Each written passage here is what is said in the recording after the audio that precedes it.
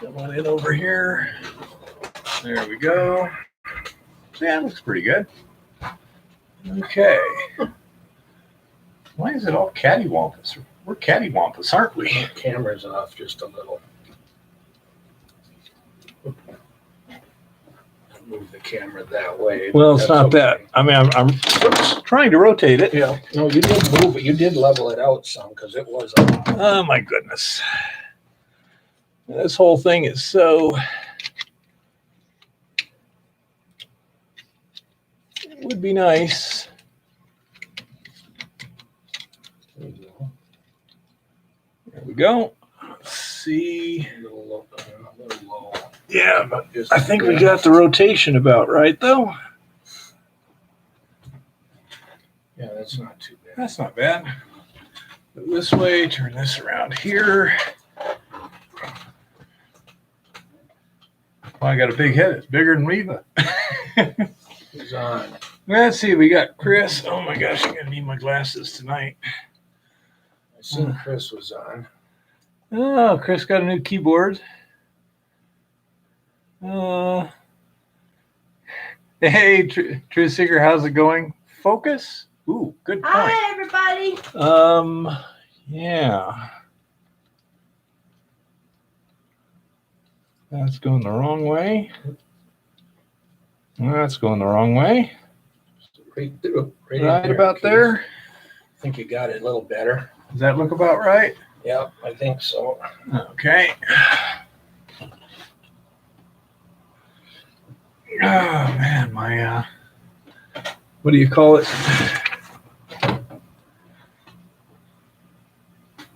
Let me turn this. Yeah. Play with the light just a minute.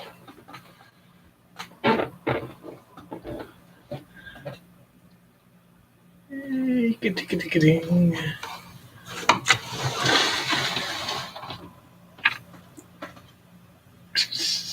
Man, it's a pain.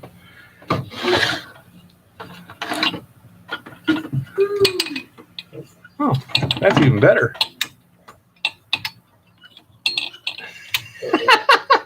Uh-oh. That feels like it's an actual light bulb. So if so, then They have updated the Department of Interior website, and it's not good. probably just broke the filament on that one. Maybe. Well, it's I was thinking of bringing you up a couple lights just to see if we could do something.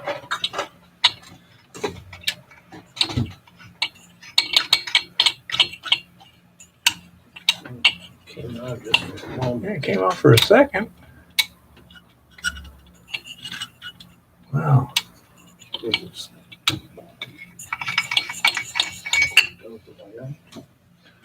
Wow, these may be some really bad light bulbs, but we'll find out.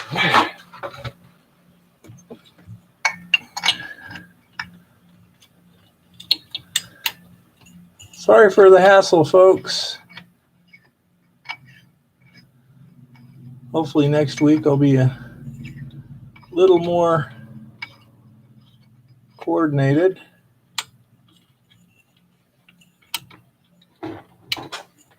There's a light. We have a light of some sort. That might not be too awful bad. It's not horrible. A little glare there, but there you go. That's better. That's better with the glare. Let's see. This is the hot one, so that one's definitely bad. This one may be bad.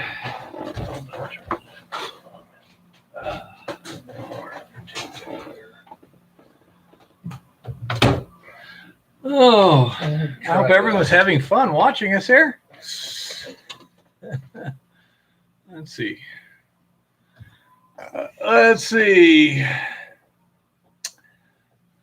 Patrick, what's up, guys? Looks like a scary movie. Nah, it's not a movie. Hello, Terry. Hey. Hi, Yeah, just- everybody. Hello, everybody. There's Eva in the back there. So, yeah, I'll be able to just, I'm looking at the computer, and Wow. people could see Eva in the back. Yeah, Okay. he's definitely not updating the Federal Register. Anyhow, so let's see. First of all, weekly update.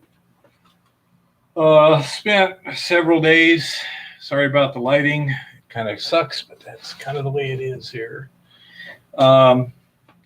Spent several days doing more research and stuff, which, gives me a little bit of leads and stuff. I think it's productive. Let's see, what else? Went fishing 2 days, as you probably saw from the thumbnail. Yeah. On the other hand, I didn't catch that fish. He just gave it to me. I have yet to catch a fish up here in Montana. I'm sure that'll be rectified soon, but we did have a lot of fun. And so did that.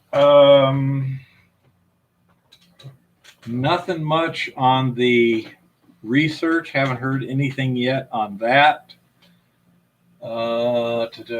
Just basically, again, preparing for when the roads open. Many of these roads, gosh, it doesn't look like you're allowed to travel on them until April 15th or something like that, if I'm not mistaken. Some are dated. Yeah. May 15th. Posts on them. Yeah, I got Most of the ones we saw were May 15th. Yeah. Well, sometimes there's so much snow you can't get on them till then anyway. Not now. Well, yeah, but this can change. Now, that's just a negative attitude. No, it isn't. It's Montana. Can snow in June and July. Well, I'm going to go ahead and build me a little desk sort of thing over here this week, so I've got better, better surfaces to work on. It's really a pain when I got less than a square foot to actually write on. But anyhow, I say things are going there. I just got my social security activated, got my first check. So that eases up any financial stresses, which is a good thing. And I'm on Medicare. So, yep. And so that takes care of a lot of other issues. Still healing up just fine from the surgery. I literally don't notice it, which is probably the most dangerous time. Well, you know what not to do. So. Yeah. And so while it doesn't look like much has been happening, things have been happening. And a friend of mine called, says he knows a place in Alaska with a bunch of stamp mill tailings that are sitting there that he's interested in doing something about. So that's got some interesting possibilities.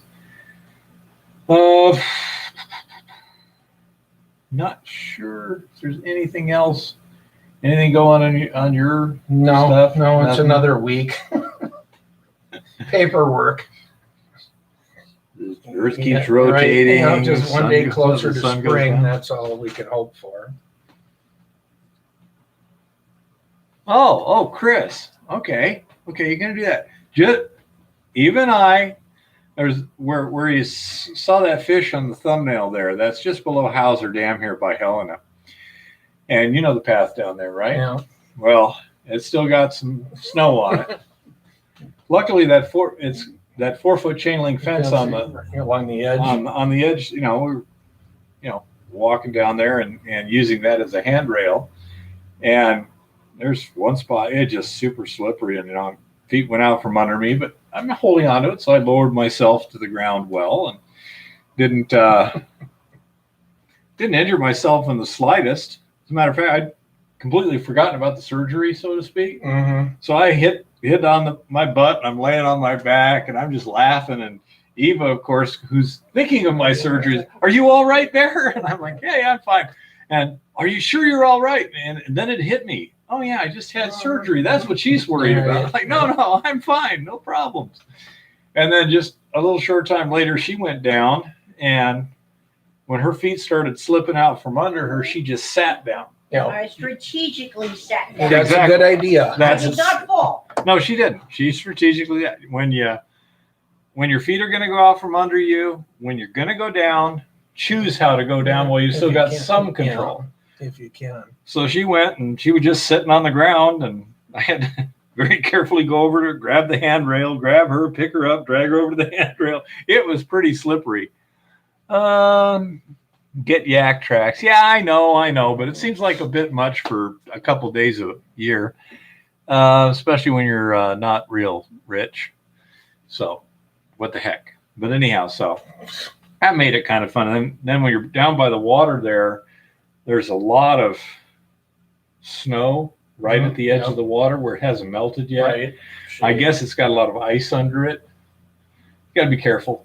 Oh yeah. Got to be real careful there. I told you, them rocks and that is slippery. Yeah, you can't get to the rocks in a lot of you places gotta be there. careful. So you have to be very careful. Yep. So anyhow, had fun, lost a lot of lures. I'm really improving the bottom line of Sportsman's Warehouse. But that's just one of the things that part of the learning curve. Now, I will say one thing too. All this research I've been doing has been doing a really good job of getting me oriented not only to the geology but the geography of the area.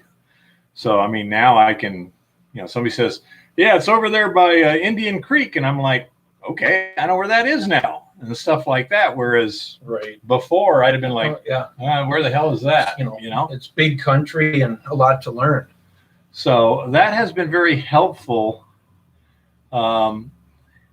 One big difference up here for all you people like from Arizona, Montana's been around a long time. There was this Missouri River thing that these guys named Lewis and Clark came up, and so it was kind of like the first transcontinental route. So Montana was settled pretty early. A lot of these mines I'm looking at have been operating since like the 1830s. And back then it was real easy to patent a claim. It was kind of like homesteading. Basically you just had to basically sit on it. And so there's areas here where, I'm looking at, that looks like a good mine, patented. That looks like a good mine, patented. That looks like, like 95% of everything I'm looking at has been patented. And so that's only true in some areas, though. Some areas aren't much for patented ground either. I don't know. You get outside in Broadwater County, it wasn't nearly as much as it is here in Jefferson County. So I imagine Ethan says prospecting Montana is hard because of the patents. I would agree with that. It is. And Chris has been very, very helpful. Want to give him a shout out. He has helped me a lot in terms of how to do the research and such. There was one mine we were looking at. It's now patented ground on private land. So trying to locate that on a land status map is not exactly easy, but we figured it out and got it located. And I've informed my principal when I go through something like this, I have 3 levels of interest. Number 1 is a high priority target. If you have a mine that historically had good grades, correct, or high tonnages, or preferably both in the past, that is currently unclaimed, then that's what I call a high priority. Because you can go out there, slap a stake in the ground, then do some research. And if you don't like it, well, it didn't cost you very much. Right. So that would be a high priority. The next priority would be something that has moderate grades, tonnages, or whatever, and is also currently not taken. And then below that are the things, we take notes of ones that are, good producers and stuff that are currently owned by someone. Well, if it had really good grades or whatever, and it's not in production, Right. then you may be able to do a deal or whatever, but that's not my job. My job currently is finding good historical grades currently unclaimed. That's the priority. Then the other stuff is lower on the list there. By the way, do you know where the Argentum mine is? Any idea? It's one of the 10%. Down at Dillon, down by Argenta, Don't believe so. was up here. Up here. I bet I can find it on a map. It sounds familiar to me. If you find it, let me know, All right. because they're like first 100 tons was worth $130,000 or something. It was some really good stuff. That So- was at prices in those days. Yeah, Ethan, I agree. Just between here and Boulder, everything, every stick is either Well, some of this patented or on right. private land.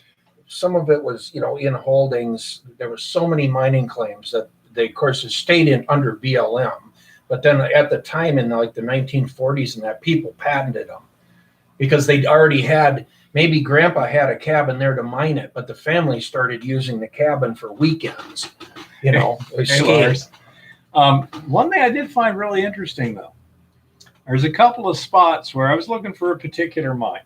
Okay. And I mean, if it said it was on a patented claim in the documents, I didn't even bother past that. Right. But a lot of the ones that were on patented claims, it didn't mention it. So I had to look up the land status and yeah, start yeah. clicking on claims To see where to see what the at. names were and Right. stuff. And I found a couple of areas where the mines in the area were running like 20 ounces to the ton silver. And there's little chunks of BLM land still in there. Oh, I'm sure. And so there's one that's a 2.2 acre spot, down there north of Boulder. No. There might be a Basin. reason, though. If you Well- look at it, it might. I mean, it's all surrounded by I private know, land. I stuff. know, but But there's another one down there near Clancy where these are some good mines, and I can actually see the mines. They're listed by name on the topo. okay.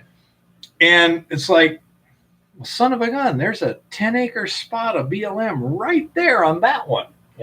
Where somebody withheld it I don't know what it is, but this is something that if you can do the research reasonably well and you're interested in something like that, I bet you there's some spots down there right by the freeway Oh, probably. that we could go out there and stake Yeah. claims Can the ditch. right next to people's houses practically. Yeah.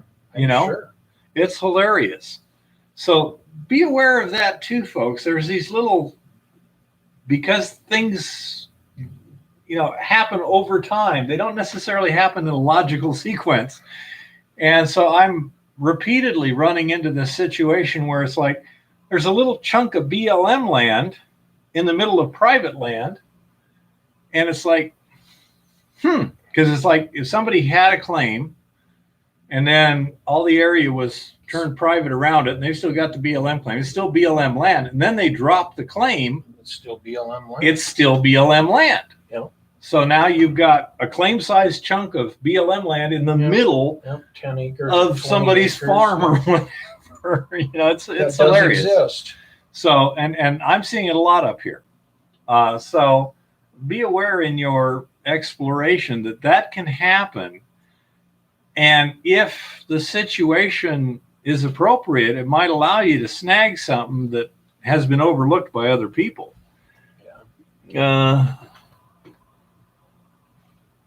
Yeah, Ethan, and that's it.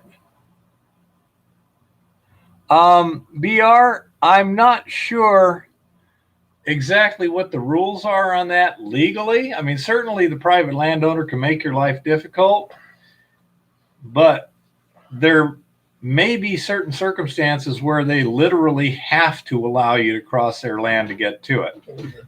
They do by law. Up here by law, they do. By law, they do. If there's, Okay. if it's open for mineral entry, now that's the other thing you want to check is, which normally BLM is up here, but that's something you want to check. Is it open for mineral entry? And then it's a matter of doing a notice of intent or talking at least to the BLM that you want to go in there and possibly stake it. And they will help you somewhat with access. I mean, they may have an access with the landowner already. Okay, Yeah, BR. You said you had asked that last week on one. Were you asking BLM or the landowner? From the way you're talking, it sounds like it's BLM. Now, that would not surprise me with the current administration, because the current administration seems determined to do a lot of things, not the least of which is prevent any development okay, he says BLM, yeah. On any federal land whatsoever. They don't. Yeah, that might be an issue here, guys. Yeah. So for the moment, that may be the case. However, things don't stay the same forever. And one thing I think most of us will agree on is right now, stability is not the watchword of the day. No, that's an issue.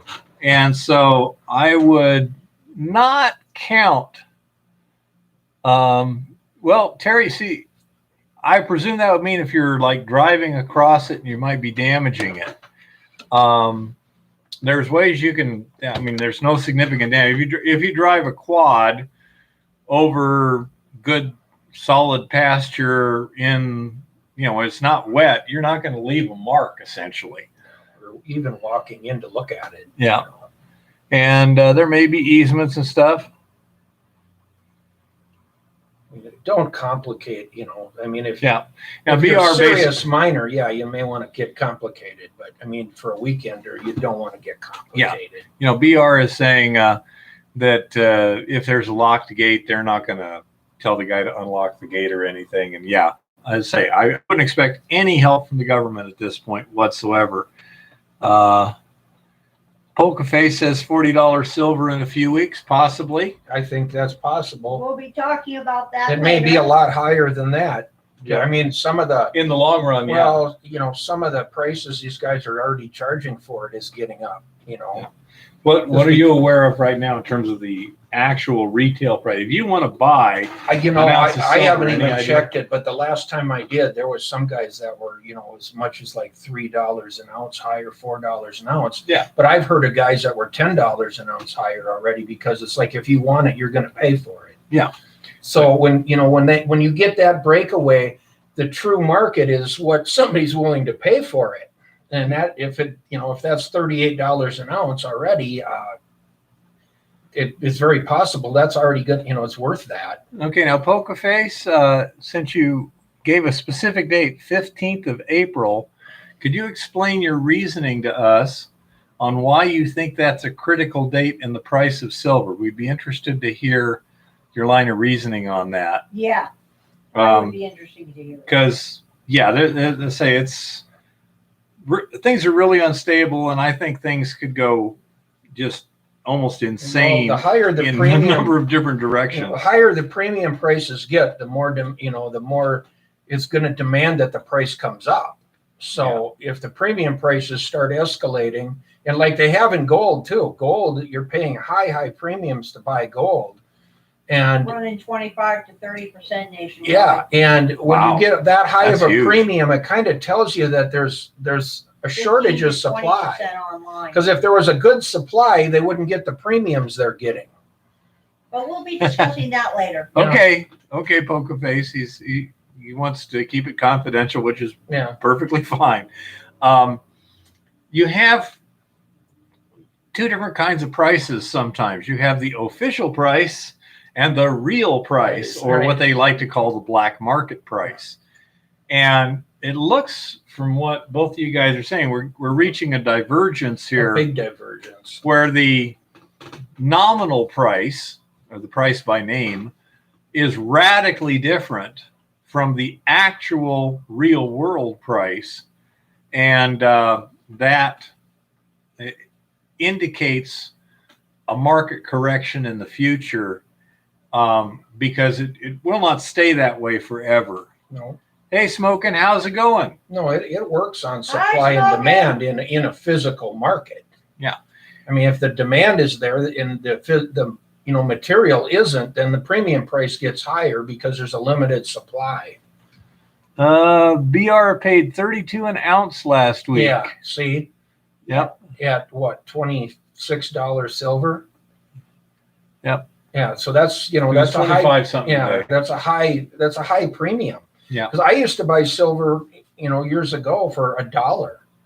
It was $1 over whatever the market did, at that moment was. It was $1 an ounce. In Tucson, I was typically paying a 6 to 10% premium for physical, And that's high.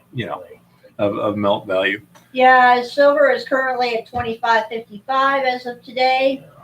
Premium that's $10 over. True Seeker, it's really hard to make any kind of prediction on what it is, but if the prices break out, I would not be surprised to see over $100 silver and $5,000 gold. We will Now, be that's talking about that. That's there. just a wild ass guess on my part. Eva's going to have a report later in the evening for that. What do you want to do? Schedule your report for 7:00 on Sundays? Don't schedule it. I will. Well, just, people want to know ahead of time so they can say, if I want to hear Eva's report, I need to look at this. About 7:30, 8 o'clock, somewhere around there. Okay, so Later. 7:30, folks. That's gonna. Stay tuned. It's gonna cover government crud, metal crud, and other crud. Oh, there you go. Yeah.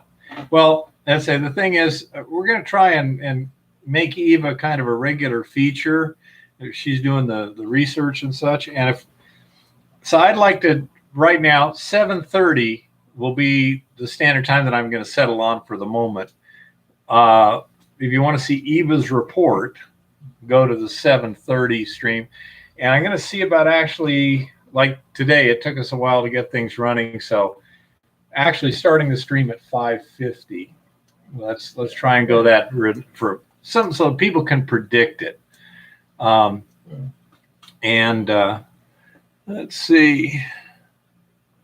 Oh, good, Ethan. Glad you've got some good ground. Well, about where are you at in terms of, from the sounds of things, you're up here in Montana. Yeah, it would be quite the move, Truth Seeker, but currently the price has gone from 25 to effectively 30, 35. So to get to 40 is not much.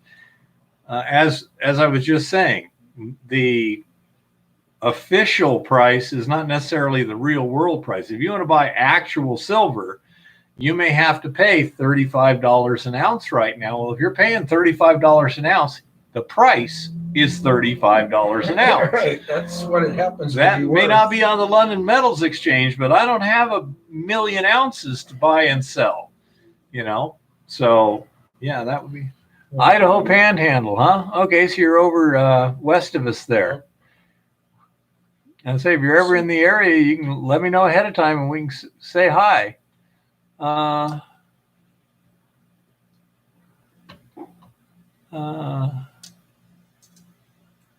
Generally central southern. Okay. That's good. I've got a lot of stuff this summer to get done. I'm working multiple angles up here for my principal.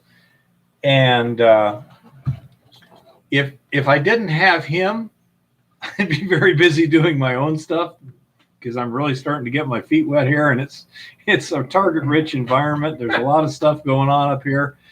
But the summer, we've got some claim staking, we've got exploration, we've got the analysis of the ores in terms of extractive metallurgy, and just a bunch of stuff. So as far as I'm concerned, as soon as we can get into these areas, I'm going to be pretty much busy 6 days a week. That's what it looks like. Oh, right now. Yeah, summer comes fast and comes hard when it comes. Well, that would be great, Ethan. Yeah, just give us a heads up. As I say, it's during the summer, a week or two ahead of time, so we can arrange a meet somewhere. Because if I may be out in the field, and say it would not surprise me 5-6 days a week. Yeah, under some places you have cell service and some you don't. Yeah. So I really don't know what the situation is. I know we're not going to have much in the way of internet service, although with Eva's cell phone. By the way, we're running off of her cell phone right now. to see if we can avoid the hassle Tonight, of we're last trying weekend. it. Yeah. Hot spotting. Okay. So anyhow, that's basically the general layout. And of course, because I'm working for someone, there's a lot of confidentiality involved. I appreciate my principal giving me a little bit of freedom on that, so I can take you guys along and you know, at least give enough detail so you can learn from it. But it is a balancing act, and so I'm not sure, but we got loads to do this summer, it looks like, and that's a good thing. I don't like sitting around. I would prefer catching fish when I'm fishing, though. Sorry, no stripers around. Yeah. Yeah, we haven't seen any issues either on this end on the video. If anyone sees any, make sure you pop up right away and let us know. Yeah. And standard procedure is going to be, if it gets buffering where we're seeing, you know, the thing freezing up, I'm going to have to shut down the video and restart the computer and restart the video. So just assume that and get ready for me to pop back up again. So we'll just see what happens. Maybe it'll run good. So yeah, I say the plan is this summer to do a lot of hard rock mining and some claim staking and preliminary exploration of a few new areas. We have some interesting targets that we're going to hit and see what we get. One of which has a decline shaft over 300 feet deep that may be a bit difficult. It might be interesting. I'm looking forward to that there. Some ML. I haven't used the latest MLRS, but I know that if you go to mylandmatters.com, it supposedly will show you all the active claims. And the stuff I'm looking at, the data is like from this year already in terms of latest information. And it goes township, section, range, and it'll show you each section. It says there's, you know, 2 active placer claims or 3 active load claims or whatever. And then when you click on the information, it'll give you the details. Now, it will not show you the claim documents. It merely shows you the basic MLRS stuff that the BLM holds. Apparently, it's pretty available for anyone at this point without too much. But I mean, it'll tell you the claim name, the owner's name, township, section, range, aliquot. There's a few other things, but those are the ones I was looking at. And so say that's been extremely helpful to help me, you know, say, okay, yeah, this is taken. And even then, Gene in Bozeman there has a couple of claims that we're going to look at too. Historical data on at least one of them was relatively interesting. Actually, 2 were pretty interesting. So we may look at those and see about doing some kind of a joint venture possibly, because it all depends on how rich is the ore and how easy it is to extract the gold from the ore and how easy it is to get more ore. And if all those 3 things are good, then it may make more sense to focus more on, you know, somebody else's claim than one of my principal's claims first to get the mill up, running, debugged and everything else. So let's say that once the weather gets to that point, we'll probably be meeting Gene out here sometime at his convenience to take a look at a couple of his too.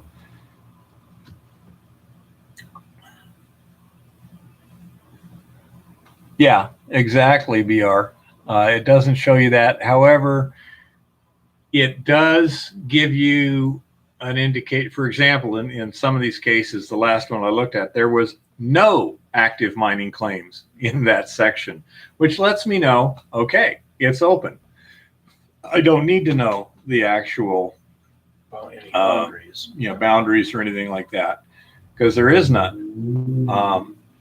And the one thing I would say is the Montana cadastral, I wish it had lat long on there too, so that you could, like put your cursor on something and it would give you the lat long. That would make it a lot easier, because I'm having to go from one which gives me the owner information. And then go to another One yeah, it's a pain in the butt, but I can at least get my lat lons. And the other thing is my GPS has, and I could probably change the format, but that involves hurting electrons, which I try and avoid doing. But it gives me degrees, minutes, decimal minutes. Yeah. And the lat lons are usually in decimal degrees. Yeah.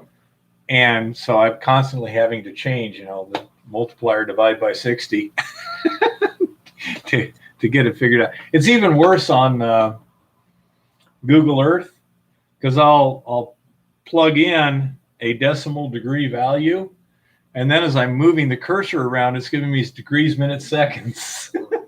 Yeah, it gets. What a pain in the butt.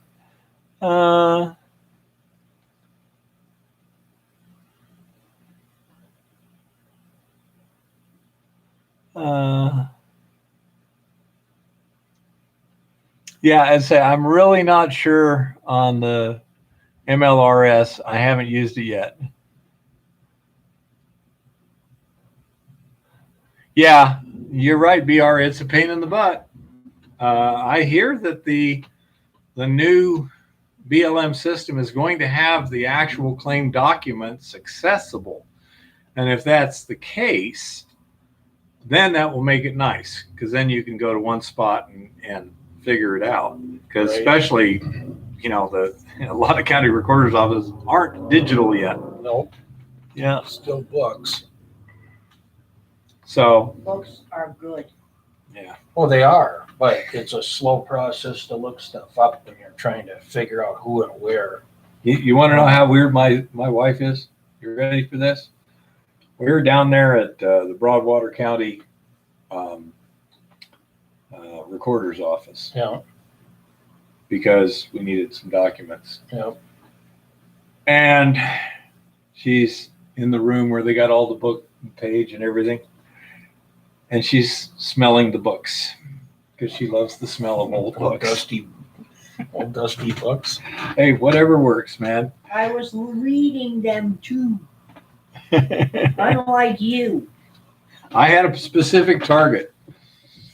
I had a purpose for being there, and we achieved the And purpose. the exact information that was in the computer was in the books. Yeah, and it was easier to find in the computer. It was also easier to get a printed copy of what was in the computer. Oh, let's see. Excuses.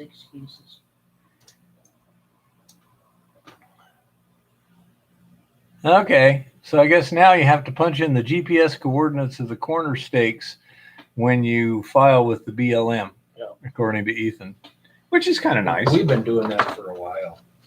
It was just, as much for us. If you look back on a record, there it is. Yeah. Okay, there's a coordinate. Well, now that you've got inexpensive handheld GPS, most people have it on their stupid smartphone. Yeah, you can have it. Yeah, if you have Onyx Hunt, or there's a couple of them now that You've you can just got actually, something. you can record a GPS coordinate, or you can go back and put one in and go to that place. Yeah. If your phone works, or like Onyx, you can go offline and still operate Wrong with one. your phone. There are a couple of them that as long Satellite. as they can hone in on a satellite. That's not it. Yeah.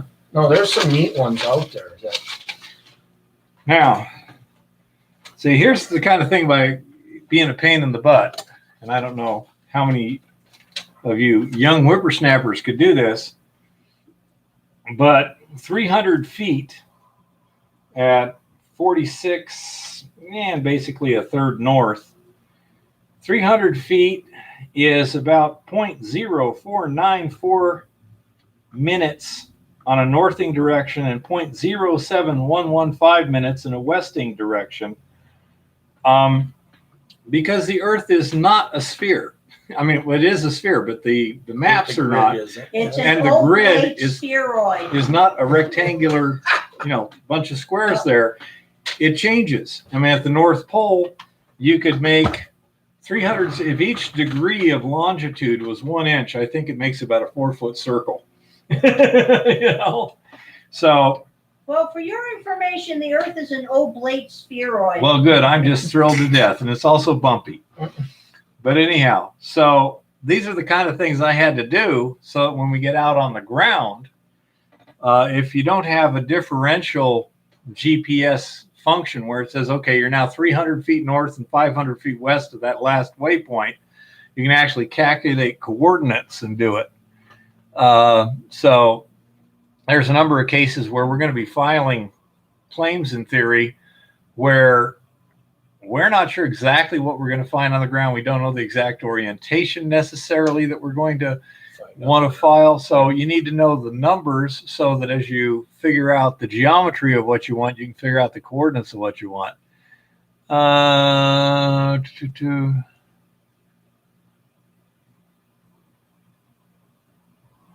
Yeah, Forrest, that wouldn't surprise me. By the way, hi, Forrest. Yeah. Things Hi, from their Forrest. own couch. They were pulling the poster physically back. BR, that's entirely possible. However, of course, such a claim would not have any validity. You can't actually do it from your couch because you do have to take the paperwork down to the county recorder's office. Well, I suppose you could You're send supposed it to in. put a location notice on the claim. Yeah, I say, but you, And the corners, 60 days to put the corners in. So yeah, I say if you don't monument it, it's not legal anyhow, so it doesn't matter.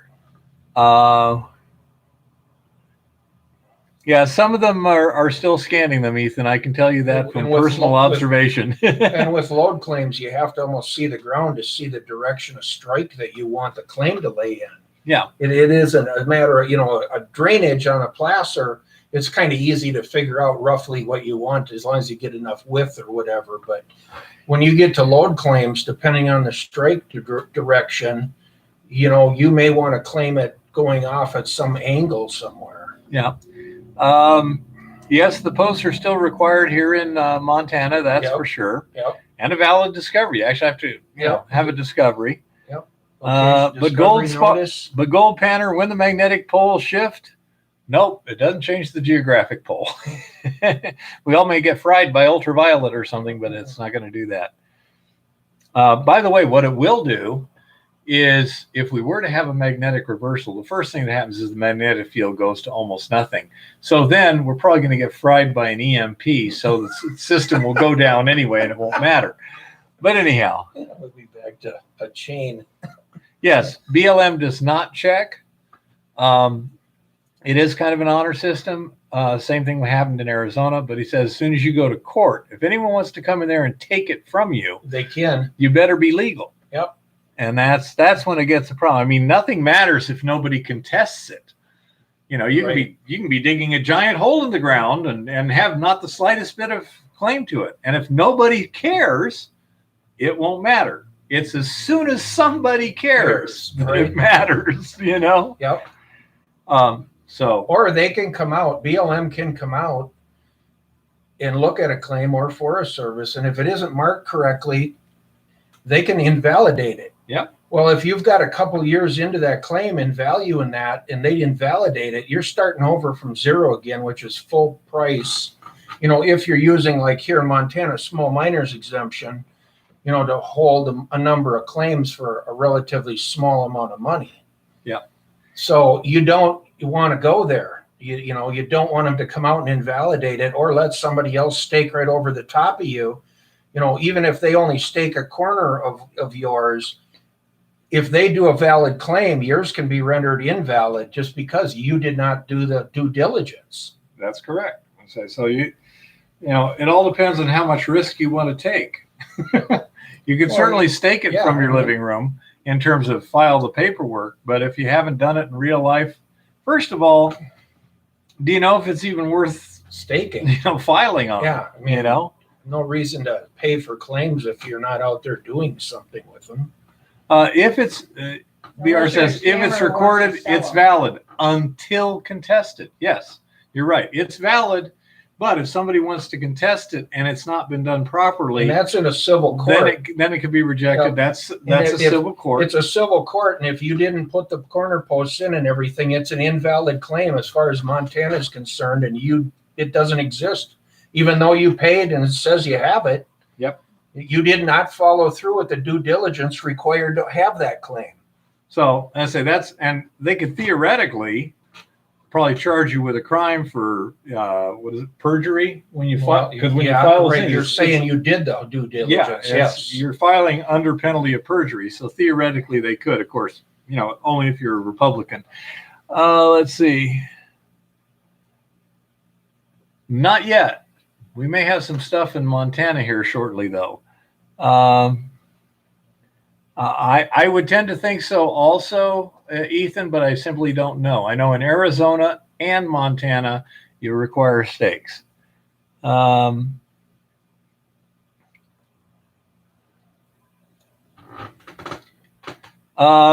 Nevada Claim Book states missing post does not invalidate a claim. But the question is not if they're missing, but how long have they been missing? That, right. If they were never there and you can demonstrate that, then you've got, something. Now, again, you may have to have a licensed person go out there and observe, and, say, okay, at this date, there was nothing there. And at this other date, there was nothing there. There's no indication that at any time between those dates there was. When we put our corners in now, we actually take a photo of it so that it's time-stamped and put that in the file with the BLM paperwork. So there's actually a picture of the corner and it's date stamped. There it is. That's the day we were there. Okay. And that way it can't be contested. There's enough, validity to it that's, somebody else can't say, well, you didn't do that. You see, now that's the point too, is if it's your claim, you want to be able to cover your butt. Right. And I would suggest also having a GPS right next to the claim, so you're taking a picture of both at the same time. Well, we put the coordinates on with, but we do timestamp a picture of each corner. Yeah. Yeah. BR also says he photos too. Yep. And again, all of this stuff relies on courts to enforce. And that's why possession is 9/10 of the law sort of thing. But it's can be a real pain. Luckily, it's usually not a pain unless somebody has a dog in the fight, so to speak. If there's nothing to fight over, there's probably not going to be a fight. There's a piece of land out there. Yep. And one of our viewers a month or two ago was saying that there was a company coming out overstaking his land. And, they have the right. The BLM says you can put stakes out there. Well, you can overstake somebody. That's legal. You can never mine it or do anything with it unless, unless the original person would let the claims go, then you automatically would own that you overstaked. Yeah. And that, it can get into court cases and things that you don't want to. I mean, if you think you have a valid claim that you found gold on or whatever, make sure you've done everything to make sure that it's valid and legal, because you don't want somebody to come along about the time you really find something good and pull the carpet out from under you, so to speak. Okay, Polka Face, I've got your thing here. $40.66 on April 15th, is it? Yeah, smoking, you're right. I mean, when you're documenting what you're doing in that's true. You're building, a case that, with the evidence so that that, if it's contested, you've at least got something to fight with. Yep. Okay, Polka Face, there's your prediction. I'm going to put it up here. And on the 15th, you can remind me and I'll pull it out and we'll see how well you did. I like doing stuff like that myself. Throw out a prediction and see whether... Yeah, that's it. So it's like when you have a patent. A patent doesn't give you protection. A patent gives you offensive rights in court. You can take them to court and say, cease and desist, pay me back, this, that, and the other. Right. But the court won't do it for you. No, you have to. You have to file the case, pay for your lawyer, all this other stuff, and, take it to court. And if you lose, you might be paying for the court case. Yeah, exactly. So it's somewhere where you don't want to go. Yeah, and here's another thing I ran into while I was doing the research. Where Golden Sunlight is down by Whitehall? No. Did you know that for about 4 miles in all directions. They own every frickin' piece of open, claimable land. Yep. Oh yeah, they just kept blanketed blanketed buying it. They kept buying and taking. Well, some of it I think they claimed and then they bought from the. Oh, I'm government. talking claims. Yeah. Oh, yeah. 50 claims per mile, Oh, yeah. sort of stuff. Yeah. Yeah. They've got claims everywhere, Well, that's, and keeps another big company from coming in over the hill from you. oh yeah, I mean that's the way big companies tend to do it. Well, they want land. And so just letting you know that's pretty normal. Tax due date, April Fool's Day. Let's see, a journal with witnesses very valuable in court. Yeah. And have the person's present sign it. That's a good idea. Smoking. Videos are also useful in terms of if you're out in the field. Especially if they're dated. You can video, and then, if you video the journal when you're doing it, and this and that and the other. Again, the more evidence you have, the more different forms of evidence you have, the better it is. Even things like, assessment work. Well, if you say that you're improving the road to the claim or you're maintaining stakes or whatever, document that. Not only a journal, video is nice. Yep, your yearly assessment. And that way if somebody contests it, you can just prove it and it's done. Yep. And file your assessment work with the county every year as well. When you do your BLM stuff, file it at the county, recorder's office with your stuff as well, because all that assessment stuff stays in that file at the county too.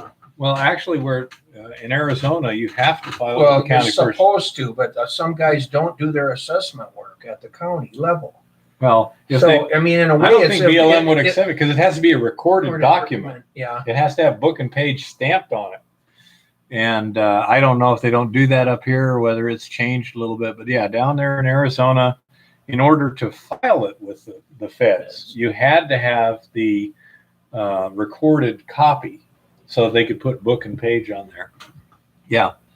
So yeah, it's a lot of fun with all the paperwork and stuff. I hate the paperwork. I like getting my hands dirty. I like, getting sweaty and stuff like that. That's what's fun to me. But unfortunately, you have to do all the crap too. Every Let's year. see, what do we got here now? We got 19. That's about pretty steady. We're some kind of steady state here. 45-minute warning, little one. Yep. Okay. Do we have any particular subjects for this week, folks? Any questions to start something off? I've got a subject, but let's see if somebody else has one first. Yeah. And again, for anyone who came in late, still doing fine. Been fishing, not catching, and let's see, doing a lot of research. Yeah. So that's basically what I've been doing.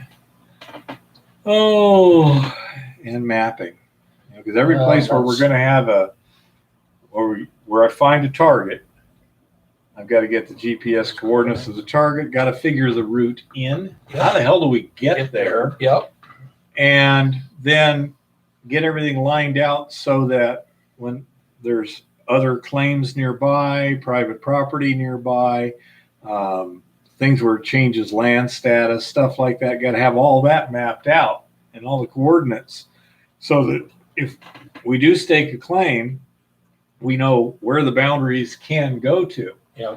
Now, unless it's marked no trespassing, it's not a bad idea, if you can, to actually encroach just a little bit on the other property, like a foot or so over the line, simply because that way there's no strip of disputed territory. Now, since they were there first, their line cuts off your thing. That's the general gist of the whole Back matter. it up against theirs. Yep. But yeah, you don't want to pull 3 feet away from their thing. That leaves a 3-foot strip, which can get in the way of everybody. If Fred owns that claim, or like Jim owns that claim, and I own this claim, and there's a 3-foot strip between the two, then Fred the Evil can show up, claim that 3-foot strip, and just totally screw up our giant, highly profitable open pit. So don't do that. It's also nice if you got someone like, Jim here that you can work with to use a common post. Basically, this is the northwest corner of this Right. claim and the Post, southwest post to corner of the post. next claim. It also saves on posts. Yeah.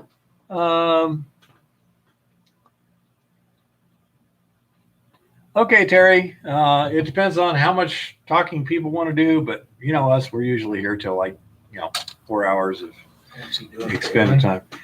Hey there, PT. How's it going? Seen a number of your videos recently. Looks like you're staying busy. You having fun down there?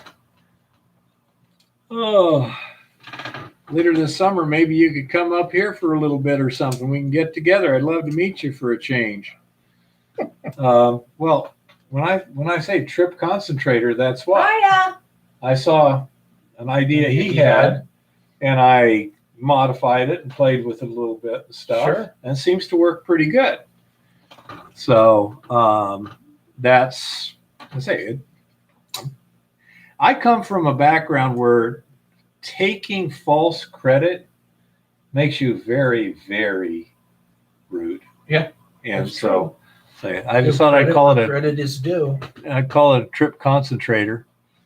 Because I say, I don't think I might have had the idea without him, but I doubt it. Yeah, but even somebody, if you can look at somebody else's idea, Mhm. it's a starting point to build from, or maybe they've run through some problems that they've already eliminated. When they're telling you how it works, if they've eliminated a couple of problems, Well, you're way ahead of the curve. I think Matt can tell you that it's significantly different than what he started with. Well, yeah, But some of the operating principles are pretty similar. Well, BR, why do you use fire assays, and what's your thoughts on XRF? Oh. Well, here we go. I just had a guy ask me some questions from South Africa. And he said that the ore grade they were looking at was 1% gold. Now, right away, 1% gold is extraordinary. Yeah, that would be unbelievable. That's just almost non-existent. There are some places, a very few, where you might get that high, but it's just not that common. So with a little back and forth there, it turned out the 1% was what the XRF said it was. The fire assay said, I think it was 15.62 grams per metric Yeah, it was ton. like a half an ounce per ton. About a half an ounce. Right, which is more realistic as a number. That's a variance A lot of about, different than 200 pounds per ton, though, of gold. Yeah, that's No. about a 10,000 to 1 variance. Right. XRF, I would never trust an XRF unless I'd cross-checked it when you're dealing with stuff like precious metals, which are valuable in such extremely small quantities, because there's interferences and things that they just don't work on it. XRF can be a good prospecting tool. I mean, we use it in the field. We have a gun. That it's a good tool for looking at a rock and being able to kind of get an idea of what's in it. The percentage of iron and things like that. On gold, it'll give you false positives, false negative. I mean, on gold, it is not accurate. XRF is not accurate on gold. Yeah. You can't trust it. Fire assays are the only way to go with your gold or silver. You can sometimes use atomic absorption, or something like that. Some in a lab, but for anything in the field, no. Well, If the copper, actually at copper and some of that, it was pretty close to the actual, assays that came back. I was surprised, so some of it with XRF is actually fairly close, but gold is not one of them. Well, the thing is, when you're dealing with base metals, you have such a high concentration that's necessary. If you're dealing with 1 ounce per ton copper, it's garbage. Yeah. Okay. So you're going to need something at least in the tenths of a percent. Right. And now your signal to noise ratio starts getting a lot more predictable and easily observable. And honestly, if you're looking for actual ore, you probably like to see something in, hitting over 1% at times. Well, yeah, with copper, ideally you Yeah. want to see way, 1.5% or better. Okay. Now, here's an interesting question here. According to Prospector Tripp, he stole the idea from me. So could we get into a closed time-like loop where everyone's stealing the idea from everyone else and you have an invention where nobody can figure out where it started? Now, hold on here.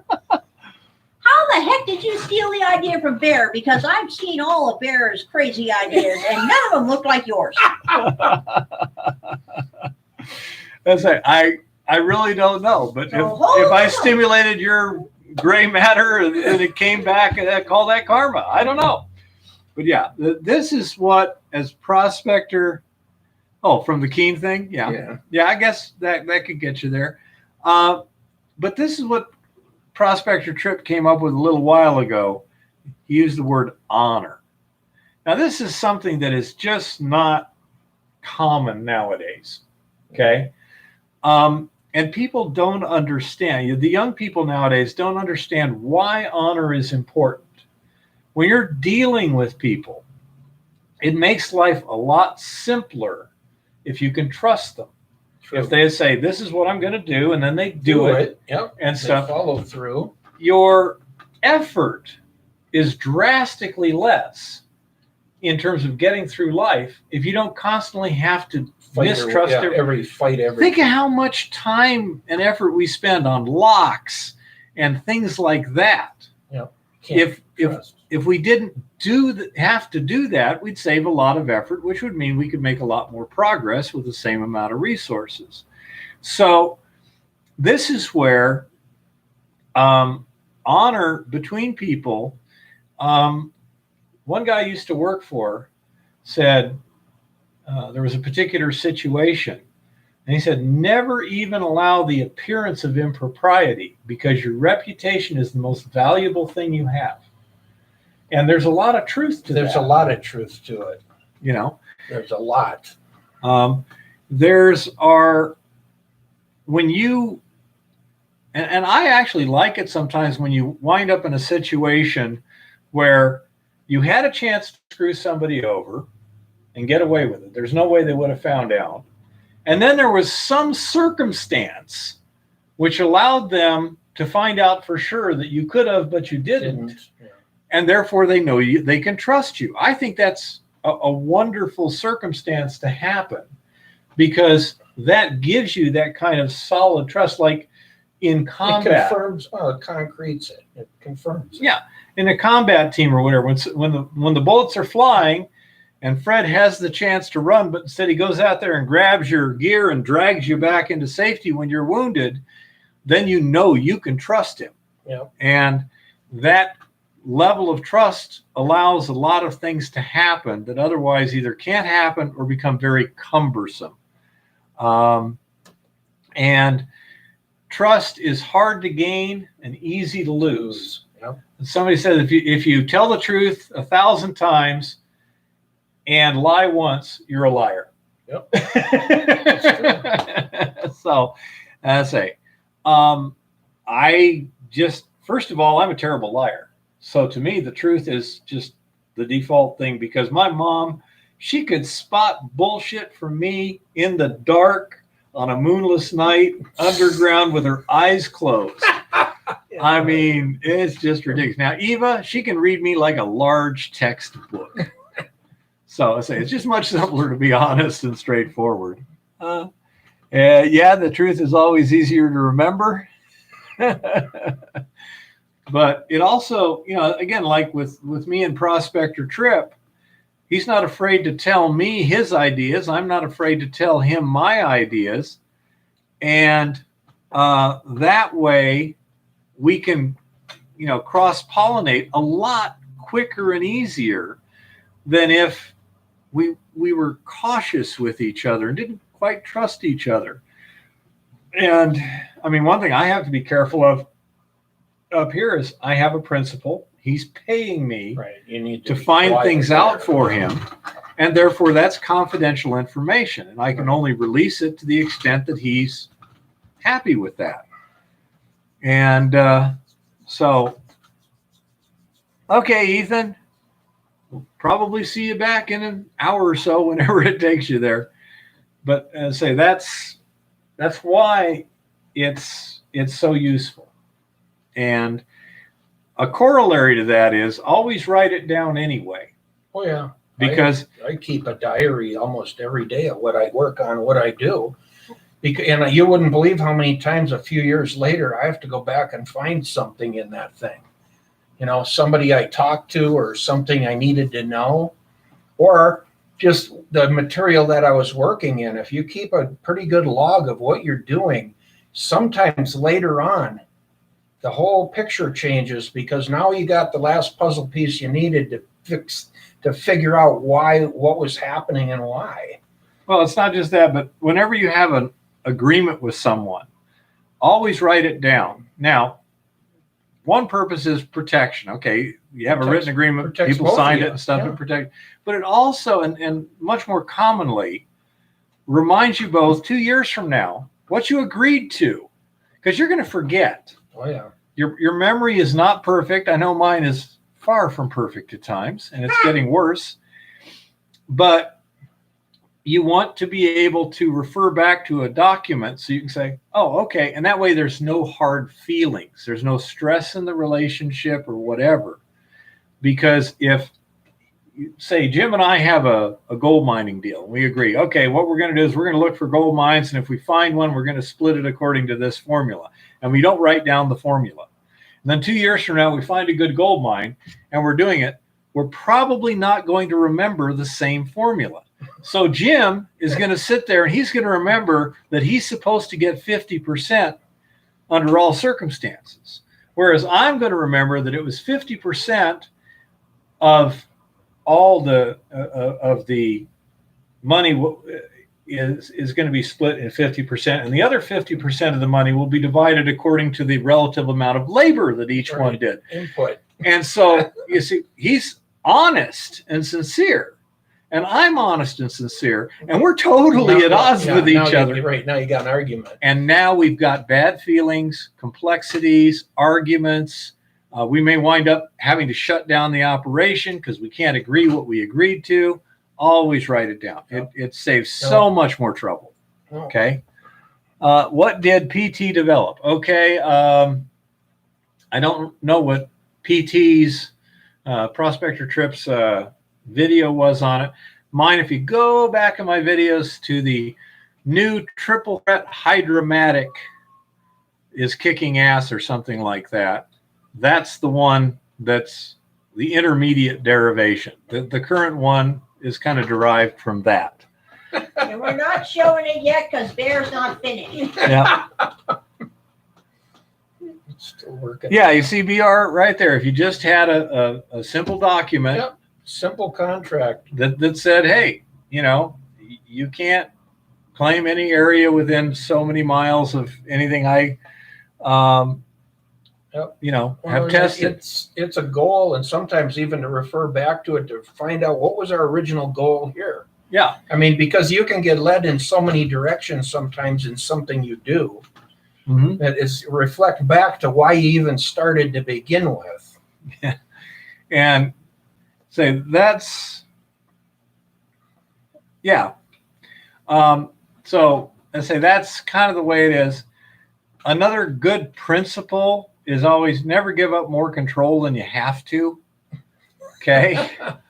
This is where a lot of people, we'll go partners. It's 50-50. Well, you know who has control in a 50-50 partnership? Nobody. Yeah, neither one of you. Exactly. You can easily just get log jammed. Okay. Well, especially if nobody wants to pay to put money into the project, or one guy's willing to and the other isn't. Mm-hmm. You end up with some problems that you could have been avoided if you'd have thought about it ahead of time and figured out how are you going to deal with this? How are you going to deal with that? Yeah, it's one thing if one guy is the money guy that's really, one guy is the that's the planning part. And I'll always refer to, if you don't have a plan, I mean, hope is not a plan. We hope we're going to make a lot of money. or we hope we're going to go out today and find gold. That's not a plan. It's not. And we'll figure it out when we get there. It's not a plan. No, it isn't. Do your homework, do due diligence, look at, your maps and things, figure things out before you ever go into the field. And then you're going to, probably be able to find some gold fairly fast. Yep. Now, somebody, Lincoln here says, does anyone run rentals on smaller wash plants? And that would be handy if not they did. that I know of. I have leased like a couple of my bigger plants out to guys that were doing testing and stuff, test holes, just because they needed a plant quick for a month, to dig 15 holes or whatever. As far as I know around here, though, no, there is no rental of that type of equipment. I mean, it was something that I have thought about doing, taking some of my equipment and just keep it maintained as far as to be able to do that, lease it for a month or whatever, and pumps and equipment, because we've done it with our equipment before for guys. So, I mean, that is a good, kind of an interesting little area there. What do we got? It seems like that would be a good idea. Secrecy agreements, yeah. And some kind of a no compete.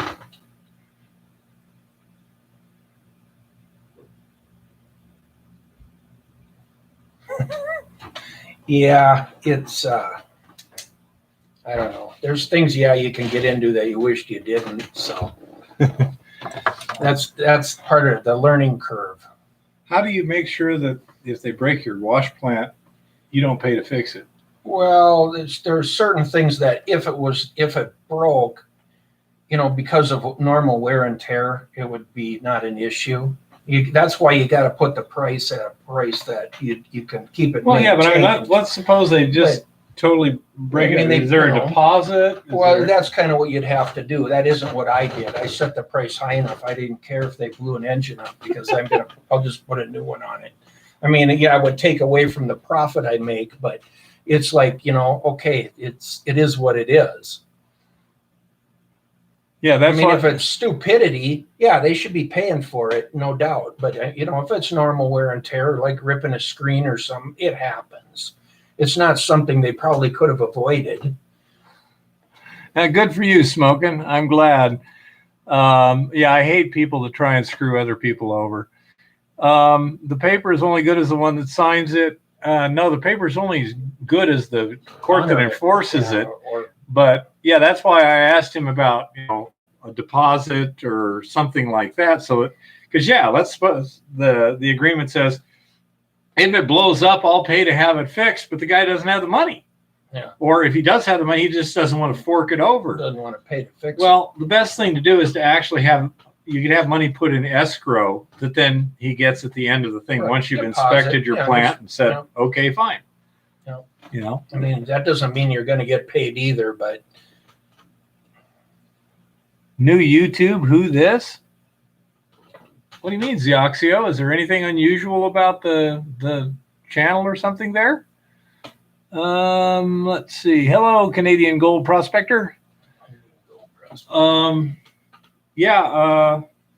That's part of structuring the deals to protect yourself, but you also wanted to protect the other guy. For example, again, an escrow account. I'm pretty sure you could set up an escrow account pretty easy for something like that, wouldn't you? Or hold a check. Not like I say, not that the check's any good, but it's at least an honor. I mean, if you have a bad check, you can at least go to court.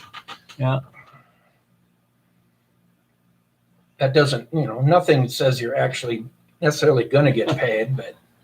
And I was lucky enough, these guys actually prepaid for the whole time they were going to use it and everything up front. They had the exploration account and they had the money, and it's like, oh, here's your money. So I was paid before they ever moved it. So that's when you've got an agreement that is that lucrative, then a lot of stuff isn't that terribly worrisome because I'm going to make money no matter what. I'm capable of manufacturing and fixing and rebuilding it it wasn't anything I was worried about. It's like, well, what can they really damage, unless they flip it over on the highway and destroy it. Canadian Gold Prospector, this guy here is Jim. Yeah. And he's up in Helena here, and he has done professional placer gold mining for about 10 years up here in Montana. Yeah. So he's got a lot of local knowledge, and also on placer, which I don't, and it's production placer, right, as opposed to just regular prospecting kind of stuff. So that's why he's here. Yeah. Between the two of us, we have a lot of answers. Yeah. Well, we think we. Some of them are right. If we can help you, throw the questions. Chris says, you'd be amazed the damage I've seen to wash plants. Oh, well, yeah. Well, me too. I mean, I've destroyed my fair share of equipment. But the thing is there's really nothing on one that can't be rebuilt or fixed. Anything that can be built can be repaired. For the reasonable value I quoted them, they were happy with that number, and I was happy. I'm like, okay, if something goes wrong, at least there's enough money to pay for it. And if I don't make any money, okay, so what? I wasn't really doing it to make a big ton of money. If they break the support and the drum rolls down the hill, well, it's in the back to the shop. I've got the price, all back to pieces. No, you're throwing rocks at equipment. What do you think's going to happen to it? Throw rocks in your wife's washing machine and see how long it lasts. That's pretty much what you're doing. Yeah, Canadian Gold Prospector, every Sunday we just have a kind of a free-flowing live stream here where people ask questions. And I will be we theme it sometimes. Sometimes we have a subject for an hour or so. Over the last month, we've done a lot on placer. We had a good one last Sunday and lost the first hour and a half. 2.5 an hour. Yeah. And we've done stuff on how to go find a claim. We've started basically at the beginning. So over the last 4 or 5 Sundays now, we've actually had some pretty good material put together. Yeah. So if you want to go back and watch some of those live streams. By the way, anyone out there may know the answer to this, but I do not. The live stream we did last Sunday, the first part, when YouTube started glitching up on us, I tried to exit the stream. My computer was so slow, it wouldn't end the stream. So I wound up out of YouTube, and the stream was still going for some reason. And you people were commenting and this and that. So the only way I could get the stream to stop so you could get on the new stream was I switched it to private. Well, now I can't unswitch it from private. So when I go to the screen where I should be able to, and I click on the private and public and this, and click public, the little save changes button does not illuminate, so to speak. If I put just a period in the text thing, the save changes thing will. And then when I try and save the change, the switch from private to public will not save. If anyone has an idea on how to work around that, let me know, because it was a fairly good live stream. What if you went into edit? That was the screen I was at, was the editing. Right. Yeah. I'm gonna say go to edit, and don't really change anything, and then save changes and go. Yeah. I don't know. You don't have a YouTube channel, do you? No, I don't. Yeah. Nope. No, Keith asked me if I'd like to come on, and once we started, we've actually been having quite a bit of fun doing this. And maybe this year I'll do some things on some test holes, and some of the things that I've went over the last few Sundays. Maybe I'll try to do a little bit of video footage this year, and play into this market or play into this a little bit. But peace out, Matt. Peace out. Well, we can post those videos on this channel if you want. Right. The worst thing is in the summers, a lot of places I'm at, I'm out of cell phone range. I'm out in the middle of nowhere. And occasionally I'm out there for 10 or 15 days at a time in the bush too. So for me, the only time I'd have to be on doing this mainly is over the winter, waiting for spring to get here. Yeah, and also right now I'm not making videos. First of all, I don't have much to make videos on, but even worse, the software won't update on this computer because the operating system is now out of support, etc. I have a new computer supposedly going to show up fairly soon. When it does, then I can load everything on that. Should be able to update it, and then I can edit again. Then I can actually make videos. Right now, all I can do would be to take a single video clip and just upload it unedited to YouTube. That's the extent of my capacity at the moment. So I'm kind of limited. Let's see. Chris would like to see a video on commissioning the equipment for the season. Would be nice. That we could maybe, do something there when we get up there. Thanks, Smoking. Yeah, I really liked it too. I just can't figure out how to get it to be visible again.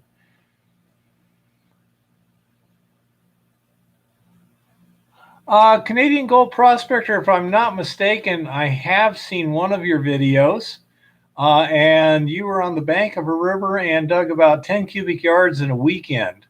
If you're the one I'm thinking, I was quite impressed that you guys were just moving some dirt for a change as opposed to prospector scale stuff. Was that you? I think it was Canadian Gold Prospector, but I'm not sure. But if that's the one I'm thinking, and in Alberta, probably not this summer. Yes, it was. You said. Yep. Yeah. Okay. I commented on it at the time. Well, and I'll look your channel up because I like to see dirt moving. Yeah, they were shoveling one weekend. They just took a chunk out of a riverbank. Well, this was not fill in your hole when you're done. Yeah, next spring floods will do that. Well, yeah, that's fine. If nature will take care of it, that's easy reclamation. Well, I think it's kind of silly to worry about filling in a hole in a river channel because, like you say, it's going to fix itself real quick. So this was mainly sand type stuff too. It's not like big cobbles or stuff. They're crazy. Yeah, they were moving some stuff, and that was cool. I think his son was with him too. Well, I said that to a buddy of mine the other night. I said, "Have you ever seen the Truckee River in California in the spring when the water's coming down that thing?" Yeah. And then they're worried about a guy with a 3-inch dredge in there. I'm like, you're shitting me. When you see that the way the water is coming down that river, I mean, if there was apartment buildings in the way, they would be going down river. Yeah. There's boulders that are as big as school buses going down that thing, banging off the bedrock. And then they're worried about a guy with a dredge. And I'm like, wow. Yep, that's it. Yeah, I Canadian, that it's just really, really annoying sometimes. But you guys impressed me. If I recall, your son was there too, and he knew how to use a shovel also. So that was pretty good. I don't have a super chat. I do have a what do you call it? PayPal account. And let's see. I think is it under Hard Rock? You can do either Hard Rock or Wild West. Does Hard Rock you actually get to the PayPal now? Yes. I fixed flip it. that up there. Okay, so flip that up there then. If you use that email address, which should be pretty easy to remember, hardrocku@outlook.com, that gets to my PayPal account, and that will, if you want to donate, you can do that. I appreciate it.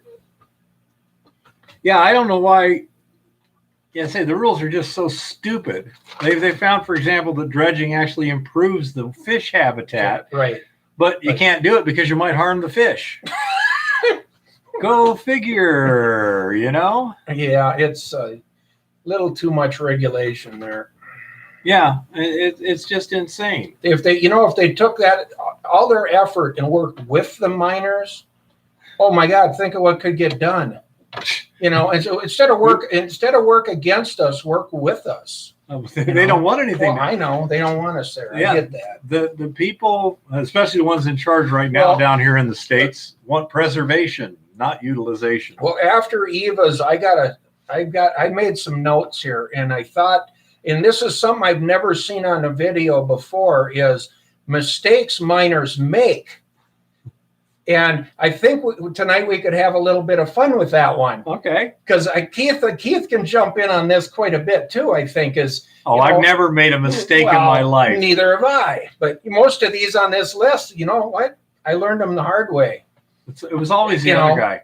Yeah. Even when I couldn't find the other guy, and it was somebody else's fault. But evil Fred. But I've never seen this on a video, so tonight I'm going to kind of go through some, mistakes that you're making. That, I mean, every one of us that's walked a drainage or walked in an area that had gold historically or whatever has probably walked over more gold than you will ever find, but you didn't know what you were looking at. And so I got some subject matter here for 8 o'clock or whenever. Eva's done with her. Eva's going to start at 7:30, and she can give 15 minutes, folks. But we should be able to have a little fun with this subject. Well, and I know Zioxio says look out for backfill. I mean, can you imagine trying to reclaim a big open pit mine? I mean, return it to its original contours. What? 3 billion tons of it, You blast the sidewalls down so it's a slope or something and call it good. Yeah. I mean, over in Arizona, they're doing a lot now where once the pits get big enough and they've mined it to the extents on one side, they'll actually start filling it there just to save money. Well, because you don't have to haul it all the way out of the pit. Right. They'll also tend to haul low-grade oxide ores and dump them in the pit like that and then leach them with sulfuric acid so they can actually get the copper out of it and only use geologic containment. Yeah. But, like Morenci, the most they ever moved there when I was tightly involved with the industry, which was in the 90s, was 700,000 tons in one 24-hour day. Holy crap. And so that's an awful lot to backfill. The normal production on those big copper mines is in the hundreds of thousands of tons per day. Yep.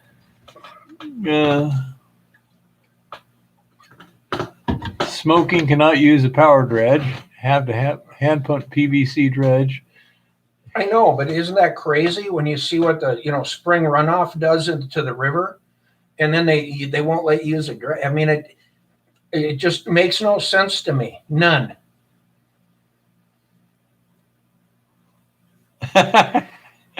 Canadian Gold Prospector. I'll start. My biggest mistake was carry an equipment wagon, bumps loose 100 pounds down a big bank before testing it. Worst climb back up the hill. Well, see, that's it. I've got some on this list that we should be able to get some laughs out of before we're done, and it's mistakes that once you know not to make that mistake, it's like, no, we're not doing that. Not again. But if a lot of people are, you'll go out on ground and you're not finding gold. Well, if you don't understand the area you're in, hey, blindside, that's why you're not finding gold. Hi, blindside. It's not that the gold isn't there. Well, another thing too is Murphy's Law works. Oh yeah, entropy is a thing. Oh yeah, and so just learn to expect it, live with it, and be ready to deal with it. Well, my favorite one is you will rise to your level of incompetence. Well, you will. You'll. I'm going to go do this, and that's all sounds good. I'm there. Until you get in there and go, what in the hell am I doing here? What did I just do to myself?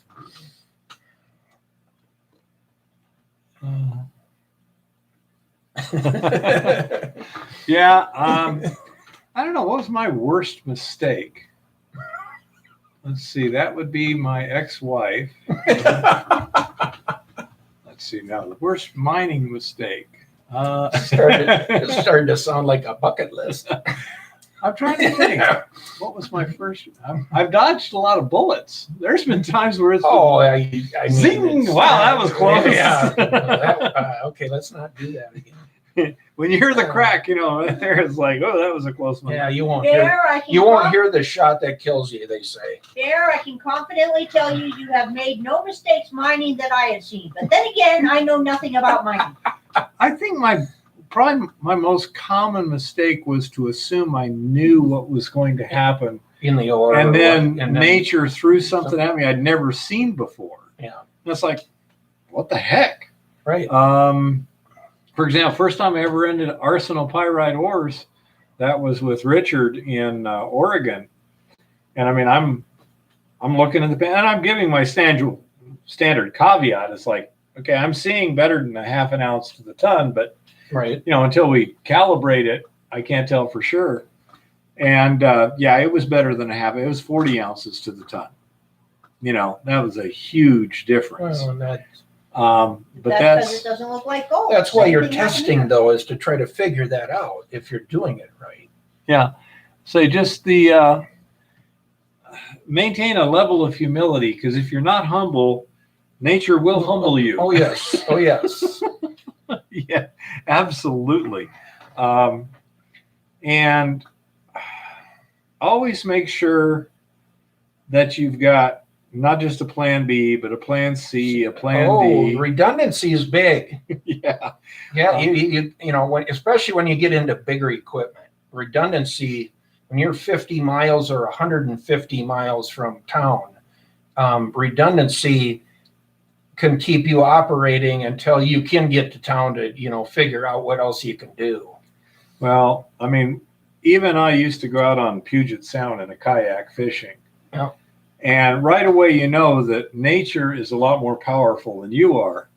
And so I was probably one of the few kayaks out there that not only with the standard boating safety stuff, I also had several lighters in various layers of waterproofing, a bivy sack, and a few other things. Because the assumption is, what happens if something happens and you can't make it back? Well, It's going to get cold tonight. Oh yeah, and I look at that when I traipse in the mountains all the time, because a lot of times it's my dog and I.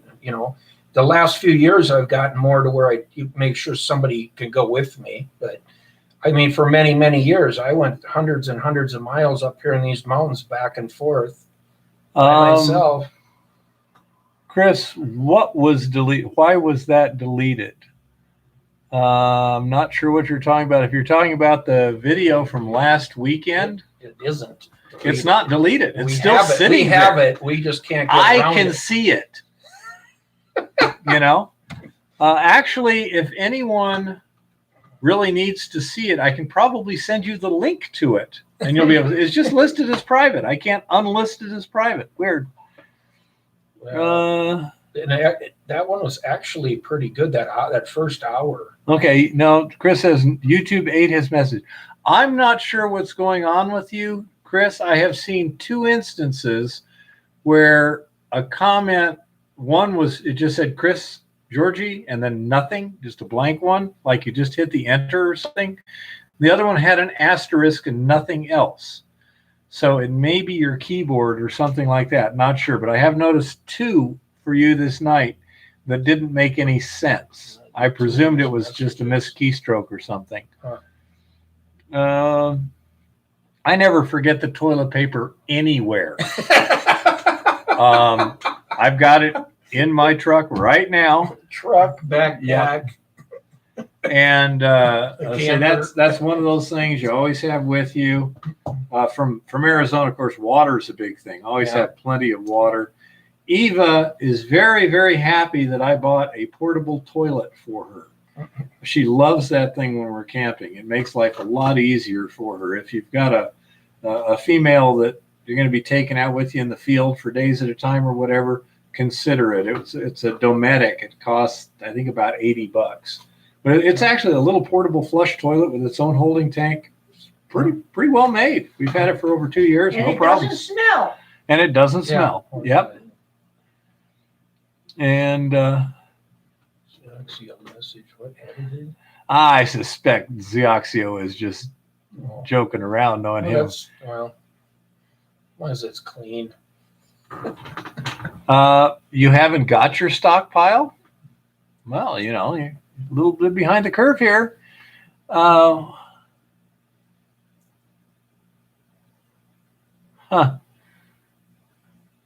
You would never mess around. Ha, ha, ha.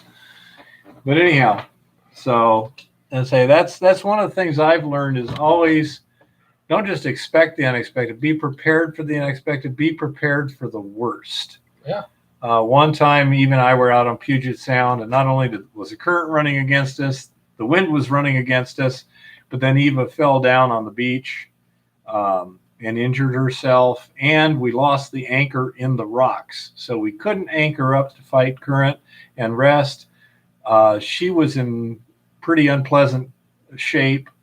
And I almost got to plan Z, which was leave her in the kayak behind, build her a fire, put her in the bivy sack, and head down the beach under foot power in my wetsuit, go around the little headland there. There's no 2-foot surf is not hard to deal with. And get to the nearest multi-million-dollar luxury home, knock on the door, and ask them to call the police. I'm pretty sure they will. We never did get that far, but I did have to call my contact on shore and tell them, no, we're not going to be in anywhere near the time we originally planned. It'll be more like 10 o'clock tonight. You'll get the call that we're safe. Notice even when we went out fishing, I called you when we got back. Well, no, it's just a good plan that somebody at least knows where you're at or where you may have been last. Let's see. Zioxio, I'm not sure about wilderness first aid, but if anyone's looking for a college credit to do some fill-in stuff, don't take basket weaving or something. Take emergency medical technician. Yeah. You will not regret it. Oh. Yep. Let's see. Yeah, Canadian, that's fine. I understand. Eva likes something a little nicer, and I don't have a problem. It's also actually more compact, and it doesn't smell. It packs right into the camper there. There's a little slot for it. Literally, that slot was not designed for it. It just happened to fit. Well, it is perfect. Synchronicity. Yep. It's a thing. Well, to be able to have that, and it's so portable. Yeah.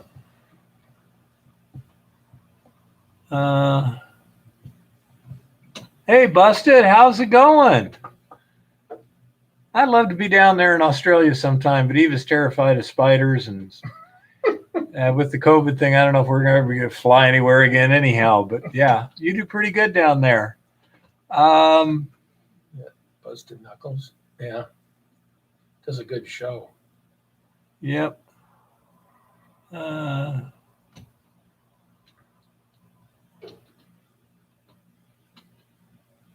Yeah, I do agree. You can't have too much medical and survival training if you're going to be doing what we do. When you're off grid like we are so many times, at least to have one person that can step up as a medic. And a lot of times, 2 or 3 of us are all, have some training at least. And it's, with MSHA and the things we've had to go through, we have some training to be able to, quick patch somebody up and get us out of here. Yeah. Because even to get a helicopter in some places in there to, medevac somebody, you still have to go 3 miles to the top of the mountain and find a clearing, or you have to go down and out. And don't forget life flight insurance. Well, that's a good idea. Yeah, too. because it saves you a crap load of money. But, to be able to quick at least patch somebody up, ideally you want to avoid accidents altogether, but things happen. You can slip and break an ankle, and then you're in trouble. Yeah, hopefully we'll get there sometime, Busted Knuckles, because, that would be a blast. I'd also like to meet Stuart Chignall sometime, too. Chris, you may be way out of date. You used to keep your certs up. The important thing is to have the knowledge in the first place. The other thing you need to have with you at all times is your basic survival kit. By that, I mean like your first aid kit that will deal with stuff like a major injury, like blood clotting agent, things like that. Because if it's something that needs a Band-Aid, you can get to the truck. Not a problem. Right. It's getting out. If you're bleeding out, now you can't get to the truck necessarily. Yeah, I usually carry my 44. I even took it fishing the other day, but when I realized they don't even have bear things for the trash, I'm going, probably don't have too much of a bear problem here. That trash can would be toast. Yeah, you never know. It's probably a little early for bears. Yeah, that's what I'm thinking right here. But So anyhow, okay, little one, it's 7:30. Okay. And it's time for the reporting on government report. I'm going to get out of the way for a minute and let her go do it. And Eva will now have to get appropriately dressed for this, as she's specifically got the right stuff.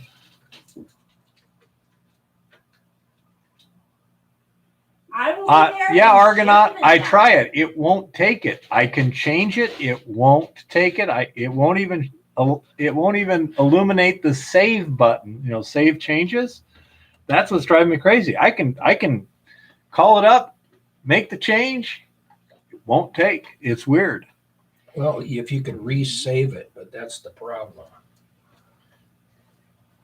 Yeah, I will be right there. Busted, you got snakes and spiders that are much more ferocious than anything we have around here.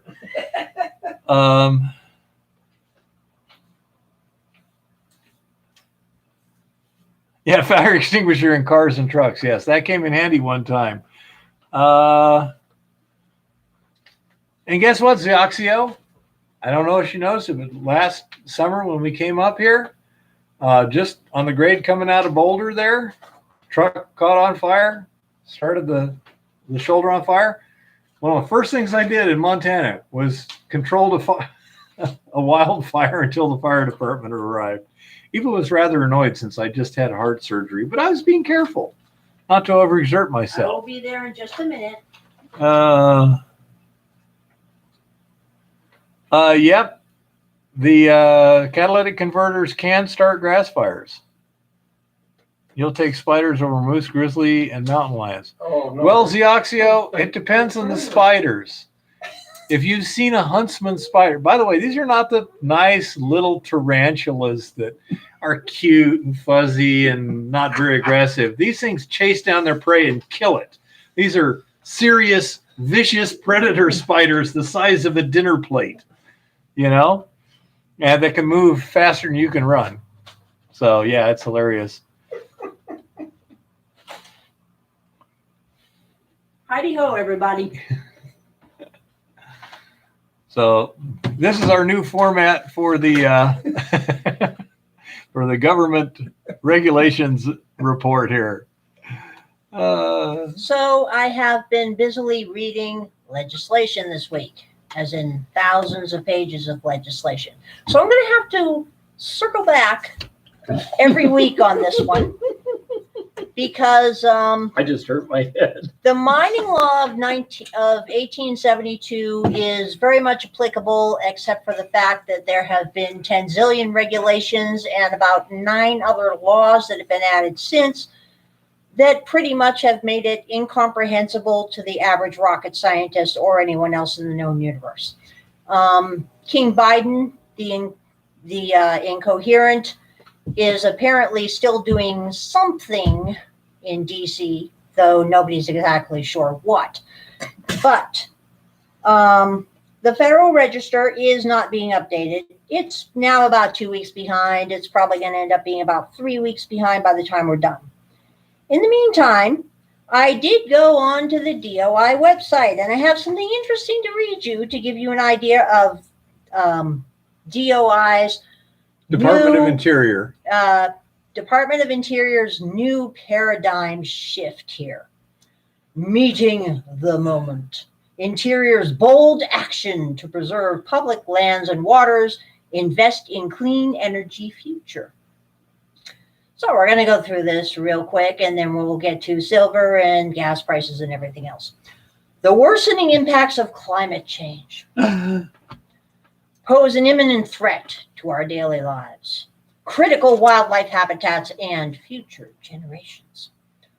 Urban, rural, and tribal communities are economically burdened by storms, wildfires, droughts, and floods. Communities of color, low-income families, and indigenous communities bear a disproportionate brunt of harm from air and water pollution. We can't wait any longer to address the reality of the climate and nature crisis. The time for bold action is now. And yes, that was bolded. To meet the moment, They don't the treat this Department like of an Interior M1. is playing a central role in how the United States stewards its public lands. Increases environmental protections. Pursues environmental justice. Anybody want to define that one for me? And honors our nation-to-nation relationship with tribes. President Biden has set ambitious goals that will ensure America and the world can meet the urgent demands of the climate crisis while empowering American workers and businesses to lead a clean energy revolution that achieves a carbon pollution-free power sector by 2035 and puts the United States on an irreversible path to a net zero economy by 2050. Net zero economy can have more than one meaning, I'm pretty sure here. Mm-hmm. At the president's direction, Interior is already identifying steps to accelerate the responsible development of renewable energy on public lands and waters, standing up a civilian climate corps Ooh, a civilian climate to corps. put a new generation of Americans to work conserving and restoring public lands and waters and addressing climate change. Restoring the government-to-government relationship with sovereign tribal nations, developing approaches to conserve at least 30% each of our lands and waters by the year 2030, reviewing federal oil and gas program to ensure it serves the public interest and restores balance on America's public lands and waters, and reviewing monument boundaries and conditions of the Grand Staircase Escalante, Bears Ears, Northeast Canyons, and Seamounts Marine National Monument to determine whether the restoration of boundaries and conditions would be appropriate. Grand Staircase, huh? Yeah. Each of our plans will consider how to best address the four intersecting challenges that President Biden has made a priority for his administration. COVID-19. Yep, it's here forever. The new normal, everybody. Live with it here. Economic recovery. Ain't happening. Racial equity. Note, equity, not equality. This is a seminal point here. And climate change. At every step of the way, Interior will engage diverse stakeholders across the country. This is also bolded. As well as conduct formal consultation with tribes in recognition of the U.S. government's trust responsibilities. We will deliver bold action as we build a clean energy future that creates good-paying jobs and powers our nations. First off, I don't know how many are aware of this, but there has been a concerted push on the left since the 1970s in social media and in underground blogs, etc., across the internet to push leftists, socialists, and climate radicalists into government jobs in Department of Interior and other sectors of our government, including FBI, CIA, etc. And they actually coach these kids on how to get those field jobs in BLM and Forest Service, et cetera, that nobody really wants or nobody thinks about getting. They have the same pattern in your local government. They will run for the offices that nobody's really interested in. They'll, if they can get elected dog catcher, they will, because this is how you move policy forward. And we're now seeing an intersection between non-governmental organizations, the people I refer to as the greenie weenies, and other people with a serious agenda to push. And we now have a regime that is embracing this rather ridiculous agenda. A few things that stood out for me in this that I will be looking into further is the Civilian Climate Corps, Mm-hmm. because there has been, of course, now that the Federal Register is has been deemed irrelevant, shall we say, for the moment, and isn't being updated anyway. There's going to be a lot of these quasi-government organizations that are being formed within government departments.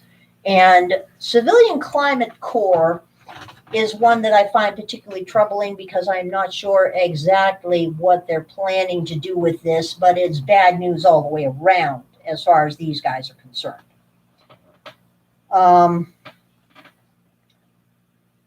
The developing approaches to conserve at least 30% each of our lands and waters by the year 2030. It is already an ongoing problem that the federal government owns far more land than it should, and far more land than it was ever supposed to constitutionally. This land belongs to the states and the people. And so I think we're looking at an intersection here where your climate core people are going to be going out, 1 second, Bear, and they're going to be finding public land to be sequestered. Didn't they have a situation 10 years ago or so where they were trying to get all the people into certain areas and create these large rural areas with no population in them so that the wildlife would have these Absolutely. corridors that they Yes. could move freely around the Part of land? that plan. This is Yeah. part of the long ongoing urbanization plan. One of the reasons that people are not concerned about the actual development of food deserts, for instance, in rural communities, because these people do not want rural communities. They want to urbanize. Urbanization, you know, it works better if you get any group of animals into an overcrowded environment. All kinds of strange things happen. This is why cities are nuts. Rural is great. And by the way, move to Montana if you're not sane, please go away. Okay. Now, a few other things. On the matter of silver, there is definite manipulation going on in the gold and silver markets, as well as other precious metals and metals like tellurium, of all things, the rare earths that are involved in making solar panels. It slipped under the radar and was under a complete news blackout, but I did dig out the fact that JP Morgan back in October and November paid the largest fine yet, $920 million, for manipulating paper gold prices. Bank of America and a couple of other banks are predicting prices for gold north of $3,000 within 2 years. The current 2021 forecast for silver has even the big banks and central banks forecasting $50 an ounce by the end of the year. I think it's going to be earlier than that, but I think the plan is to bring it up to 50 and hold it at 50. And I believe part of this plan is because there's far more free silver out in the market than there is free gold. There are far more silver mines coming online. Mining stocks in general are showing a strong surge right now, but it is mostly in the mining companies that may be U.S. based but have primarily international holdings, because with the current regime in Washington, there's a lot of unrest as to what's going to happen to American mining. This is a place where a lot of people that were trying to invest primarily in American operated mines are now looking to diversify out to mines that have mostly international holdings, because the only people in the world that are thinking about stopping mining right now is our government. But, you know, that's just typical of our government. That's the way they are.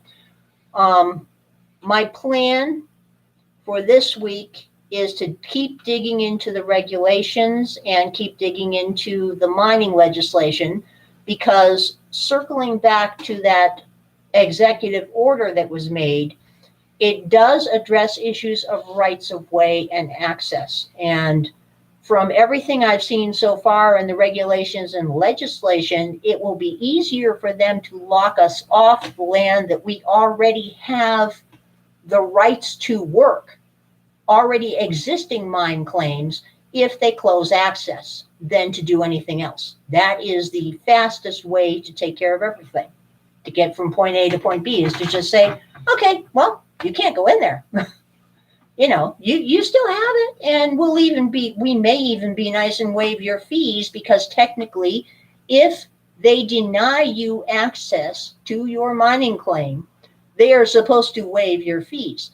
Not that the government pays any attention to the actual regulations, as I have discovered. For everything in the law that protects us, there are at least 3 or 4 regulations that have snuck in, that were never legislated, that cut off our avenues for exercising our rights as small miners.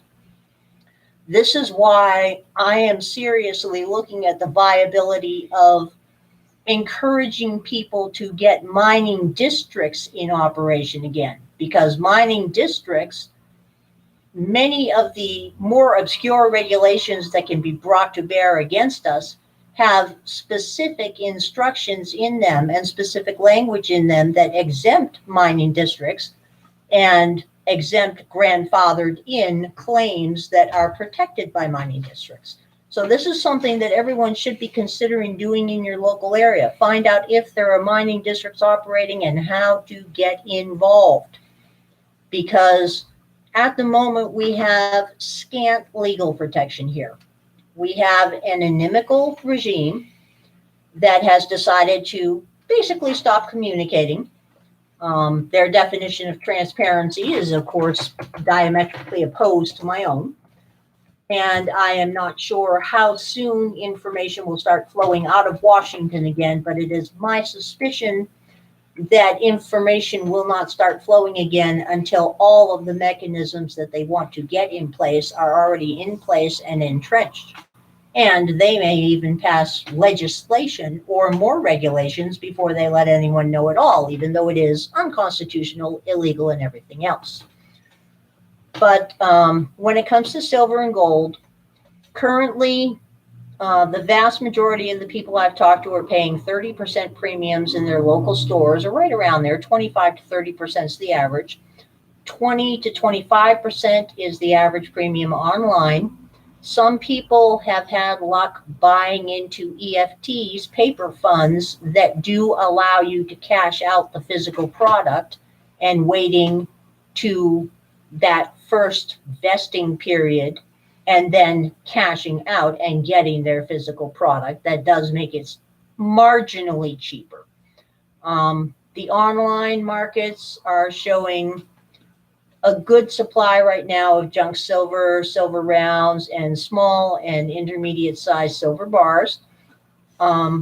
Silver, I believe, is probably the better thing to invest in gold, junk silver being the best because you can spend it.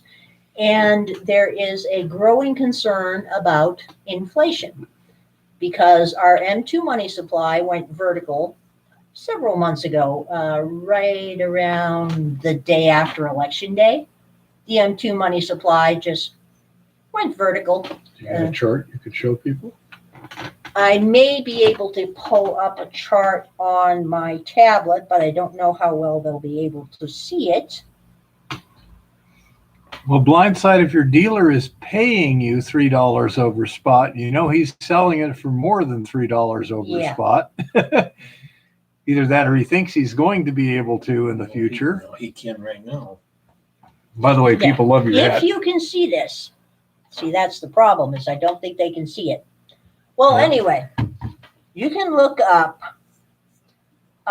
Fred, that's FRED, stlouisfed.org/series/M2.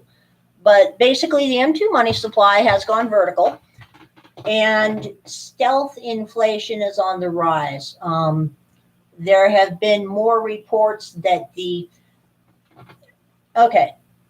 What I define as stealth inflation, and this is something you should all look for in your local grocery store, where the package of your Doritos is the same size bag, but oh boy, it went down by an ounce or two. Stealth inflation is one of the first signs of a larger inflationary trend because it keeps your price the same on the sticker, but it means you get less food for your money. Food prices, while the Fed is studiously ignoring it, the food inflation prices are ratcheting up rapidly right now.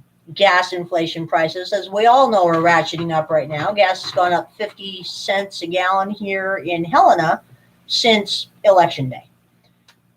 But we are coming into an inflationary cycle that is beginning to concern a lot of people, and it's not making the news because there's actually no such thing as news anymore. There is, various propagandists and apparatchiks out there, but there is very little news. This is a time when it is a good idea for those of you that have disposable income or have the room to store things to begin to accumulate quality sources of protein. We're not talking beans and rice here. We're talking canned meats, home canning your own meats, dried meats, frozen meats, other forms of preserved high quality protein, because the supply chains are still very unstable due to COVID. The chicken supply chain in particular is still showing a lot of instability. Reference that. I know a person who has a motorcycle shop, and he can't, all the suppliers of motorcycles are way behind on their deliveries. And I mean, he says it's all because it's global in terms of all of them are having the same problem. And it's all probably because of this COVID thing. It just, you screw things up when you have just in time inventory and things like that. And then you mess with your supply chain, you got problems. When we were at Walmart today, little one, did you look in the lunch meat department? Did you see how many empty spots there were? Absolutely. Did that seem pretty odd, didn't it? Yes. Every time I go to a store, I do a sort of a casual line item inventory. Walmart is an excellent example of a store because they have approximately 160,000 items in their line item count store-wide. And while the shortages in socks have seemed to have dissipated, they were fully stocked on socks. Lunch meats have been stocked at historically low levels. Chicken, beef, fresh meats of all kinds are being held at lower stock levels than is normal for a Walmart. Several of the bread products were at lower stock levels than is normal. And a wide variety of canned goods and pet foods are now also being held at lower stock levels than they used to be. So the shelves are pretty much full, but there's not as much on them. This is something to watch out for because we still have a highly unstable supply chain, and we still have the fact, and we now have a government that has environmental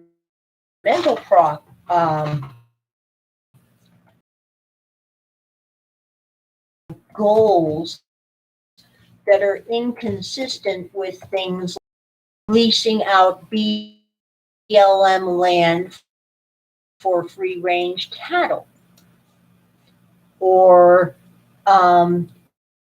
expanding the water rights for farmers in the Midwest, into the state of Connecticut and farmland. But don't pay any attention to that. He just wants us to all eat fake meat, and he's buying the land to grow it on. I think the government will probably give him the water to do it too. But that's just a Bill Gates thing. He wants kill us all anyway. Where we stand right now is this is indeed still a good time to get a hold of any silver you can get your hands on. When it comes to mining, at the moment, I would say we should just be business as usual motion. But if you've got things, try to